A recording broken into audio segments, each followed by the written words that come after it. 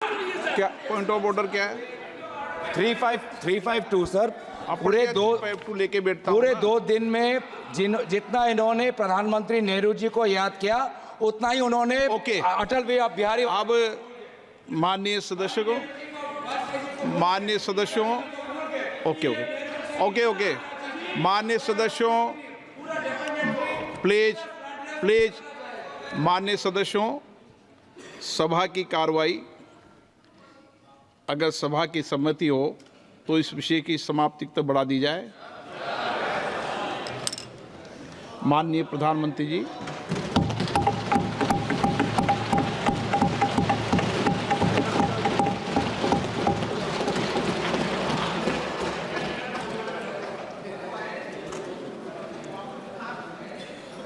आदरणीय अध्यक्ष महोदय,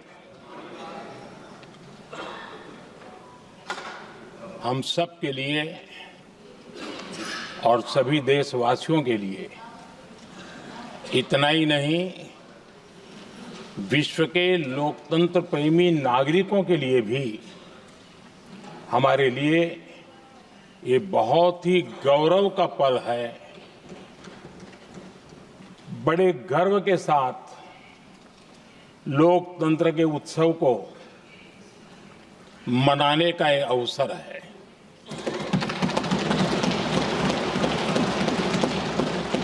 संविधान के 75 वर्ष की यात्रा, यादगार यात्रा और विश्व के सबसे महान और विशाल लोकतंत्र की यात्रा, इसके मूल में हमारे संविधान निर्माताओं की दीर्घदृष्टि, हमारे संविधान निर्माताओं का योगदान और जिसको लेकर के आज हम आगे बढ़ रहे हैं, ये 75 वर्ष पूर्ण होने पर एक उत्सव मनाने का पल है।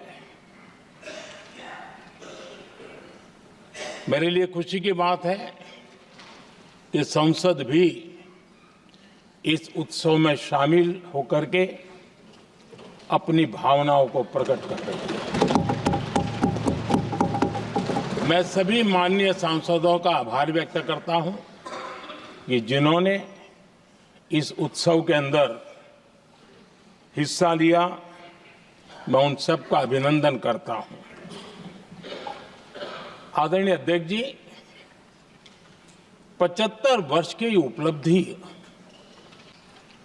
और जब देश आजाद हुआ और उस समय भारत के लिए जो संभावनाएं व्यक्त की गई थी, उन सभी संभावनाओं को निरस्त करते हुए, परास्त करते हुए भारत का संविधान हमें यहां तक ले आया है। और इसलिए इस महान उपलब्धि के लिए संविधान निर्माताओं के साथ साथ मैं देश के कोटि कोटि नागरिकों का आदरपूर्वक नमन करता हूं, जिन्होंने इस भावना को, इस नई व्यवस्था को जी करके दिखाया है।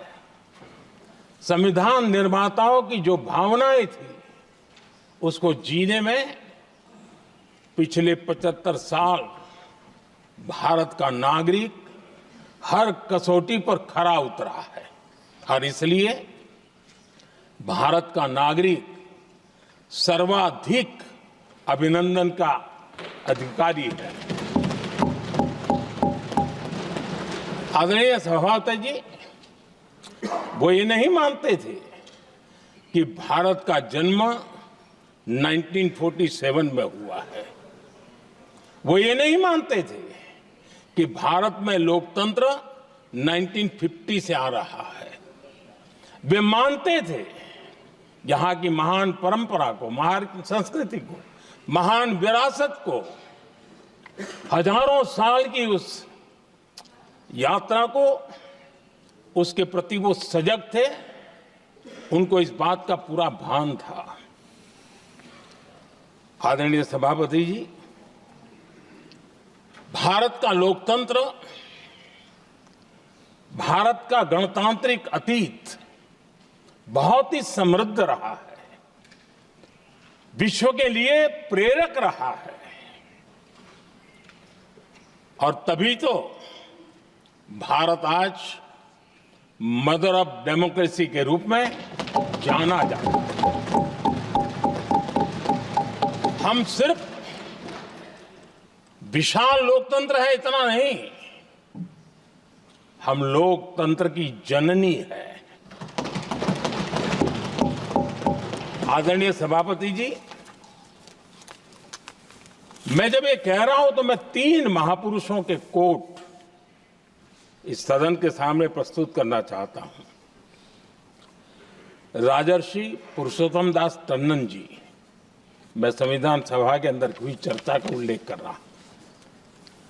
उन्होंने कहा था, सदियों के बाद हमारे देश में एक बार फिर ऐसी बैठक बुलाई गई है, यह हमारे मन में अपने गौरवशाली अतीत की याद दिलाती है, जब हम स्वतंत्र हुआ करते थे, जब सभाएं आयोजित की जाती थी जिसमें विद्वान लोग देश के महत्वपूर्ण मामलों पर चर्चा करने के लिए मिला करते थे। दूसरा कोट मैं पढ़ रहा हूं डॉक्टर राधाकृष्णन जी का। वे भी इस संविधान सभा के सदस्य थे। उन्होंने कहा था, इस महान राष्ट्र के लिए गणतांत्रिक व्यवस्था नई नहीं है, हमारे यहां ये इतिहास के शुरुआत से ही है। और तीसरा कोट मैं बाबा साहब आंबेडकर का कह रहा हूं। बाबा साहब आंबेडकर जी ने कहा था, ऐसा नहीं है कि भारत को पता नहीं था कि लोकतंत्र क्या होता है। एक समय था जब भारत में कई गणतंत्र हुआ करते थे। आदरणीय सभापति जी, हमारे संविधान के निर्माण की प्रक्रिया में हमारी देश की नारी शक्ति ने संविधान को सशक्त करने में बहुत बड़ी भूमिका निभाई थी। संविधान सभा में 15 माननीय महिला सदस्य थी और सक्रिय सदस्य थी। मौलिक चिंतन के आधार पर उन्होंने संविधान सभा की डिबेट को समृद्ध किया था। और वे सभी बहनें अलग अलग बैकग्राउंड थी, अलग अलग क्षेत्र की थी। और संविधान में उन्होंने जो जो सुझाव दिए, उन सुझावों का संविधान के निर्माण पर बहुत बड़ा प्रभाव रहा था। और हमारे लिए गर्व की बात है कि दुनिया के कई देश आजाद भी हुए, संविधान भी बने, लोकतंत्र भी चला, लेकिन महिलाओं को अधिकार देने में दशकों बीत गए थे। लेकिन हमारे यहां शुरुआत से ही महिलाओं को वोट का अधिकार संविधान में दिया गया। आदरणीय सभापति जी, जब G20 समिट हुई, उसी भावना को आगे बढ़ाते हुए, क्योंकि संविधान की भावना को लेकर के हम सब जीने वाले लोग हैं, हमने G20 की अध्यक्षता के दरमियान विश्व के सामने विमेन लेड डेवलपमेंट का विचार रखा। और विश्व के अंदर विमेन डेवलपमेंट से अब आगे जाने की जरूरत है। और इसलिए हमने विमेन लेड डेवलपमेंट की चर्चा को अंजाम दिया। इतना ही नहीं, हम सभी सांसदों ने मिलकर के एक स्वर से नारी शक्ति बंधन अधिनियम पारित करके